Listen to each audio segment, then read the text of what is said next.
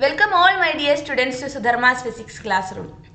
We are discussing the NCERT exemplar questions of the chapter Force and Pressure from CBSE Grade 8, and today is the part 3 of the exemplar questions, and today we are going to discuss the long answer questions from that.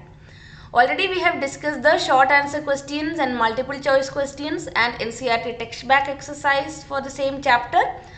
So those who have not seen those classes, I will be giving you the link in the description box. Don't miss those classes. They are all important questions.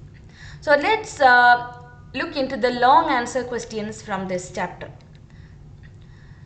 So first question is, an archer shoots an arrow in the air horizontally. However, after moving some distance, the arrow falls to the ground. Name the initial force that sets the arrow in motion. Explain why the arrow ultimately falls down. Let's read the question again. An archer shoots an arrow in the air horizontally. However, after moving some distance, the arrow falls to the ground. Name the initial force that sets the arrow in motion. Explain why the arrow ultimately falls down. So try to visualize the situation. When the archer shoots that arrow, he will be applying a muscular force, right? So the archer stretches the string of the bow by applying a muscular force. So this is the key word of that answer. The first one, the initial force which sets up the arrow in motion is the muscular force. Now explain why the arrow ultimately falls down. So after it is released from the bow, what happens to that arrow? So after it is released, we know that it is completely under the gravitational force. So gravitational force will be trying to bring it towards the earth. So the arrow will fall down. So how do you answer it as a long answer question?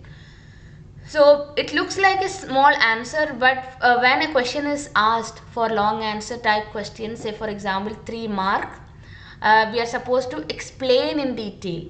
So in the process, the shape of the bow changes. When the string is released, it regains its original position that provides the initial force to set the arrow in motion. The force of gravity that acts on the arrow in the downward direction brings it to the ground. So this gives you a detailed explanation of this question. Let's move on to the next question.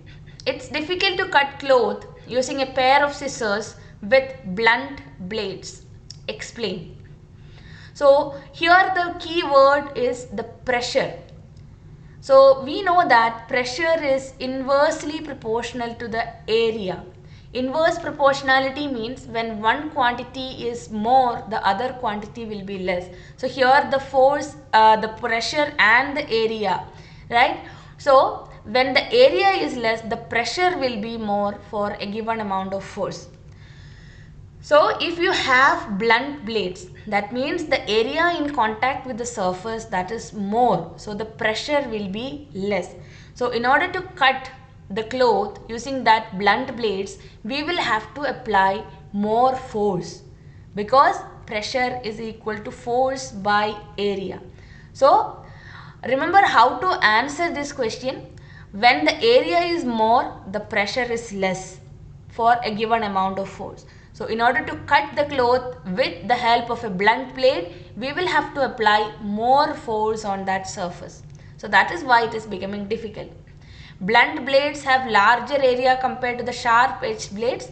Applied force produces a lower pressure in case of blunt blades, which makes it difficult to cut the cloth. Hope you understood how to answer this question. Next question. 2 rods of the same weight and equal length have different thickness. They are held vertically on the surface of sand as shown in figure. Which one of them will sink? Move. Why? Which one will sink more and why? So it is made of the same weight. The rods are of same weight and they have different thickness. That means the surface in contact with sand, the area which is in contact with sand is different for the roads A and B. And you can see from the diagram, the thickness of A is greater than the thickness of B. That means area of the road A is greater than the area of B. So since its weight is the same, that means the force acting on the surface is the same. Again, the concept of pressure is inversely proportional to area. So more the area, less pressure. So here when you look at this diagram B, the road B has less area, so more pressure that will sink into the sand. So road B will go deeper as it has smaller area of contact. Therefore, the same force produces more pressure, because they have mentioned that same weight is there for both the roads. So the same weight means the force is the same. So the one with lesser area will be sinking to the sand. So the pressure applied by the road B on the surface of the sand, that is more. Okay. Next question. Two women are of the same weight. That means the force is the same. One wears sandals with pointed heels while the other wears sandals with flat soles. Which one would feel more comfortable while walking on a sandy beach? Give reasons for your answer. We can relate this with the previous question. That was also related with sand, right? So the high heel, the pointed heels sandals, that will have lesser area in contact with the surface. So what happens? There is more possibility for the woman to sink into the ground, because the sandals will sink into the ground. And the woman who is going to use that flat heeled flat soles, the sandals with the flat soles, the surface area in contact with the sand, that is more. So there is less possibility for sinking into the sand. So the woman wearing sandals with flat soles will feel more comfortable while walking on the sandy beach. The flat soles have larger area compared to the sandals with the pointed heels. Since the two women are of same weight, we are able to answer this because when we are comparing, they both are of same weight. They will apply same force on the ground. Therefore, the pressure exerted by the pointed heels will be more compared to that with the sandals having flat shoes. As a result, the pointed heel sandals will sink more in the sand than flat sole sandals. Hence, walking with flat sole sandals will be more comfortable. So this is how you are going to answer a long answer question. Hope you are understanding the way to answer. So in all these questions, we can see the concept we have applied is pressure is equal to force by area. So all the real life application questions comes from this equation. And always remember, for a given amount of force, pressure is inversely proportional to area. Moving on to the next question.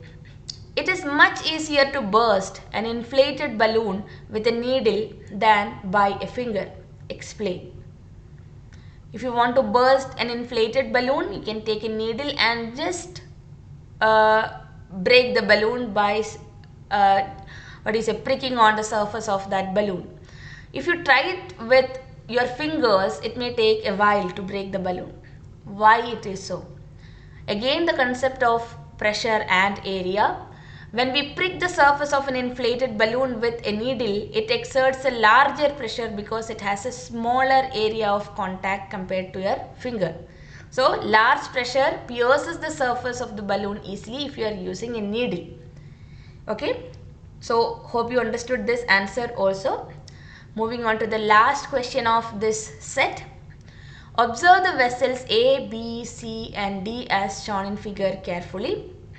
Volume of water taken in each vessel is shown. Arrange them in the order of decreasing pressure at the base of each vessel. Explain.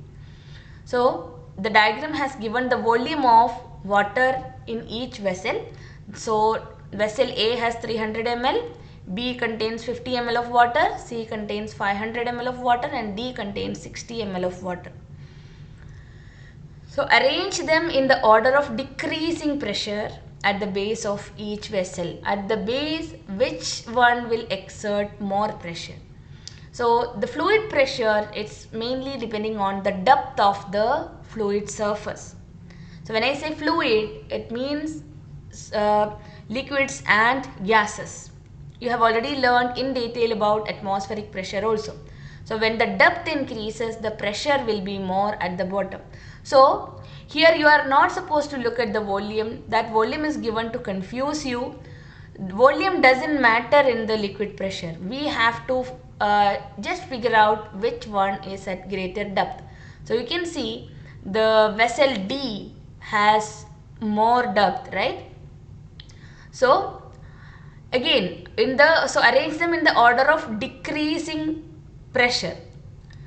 So D will have more height, so it will have more pressure at the bottom. And again, which one is coming next? B. Okay. Then we have A. Then we will have C. C has less depth, so C will be exerting less pressure. So here we can say that the pressure of a liquid column depends upon the height of the liquid column and not on the volume of the liquid.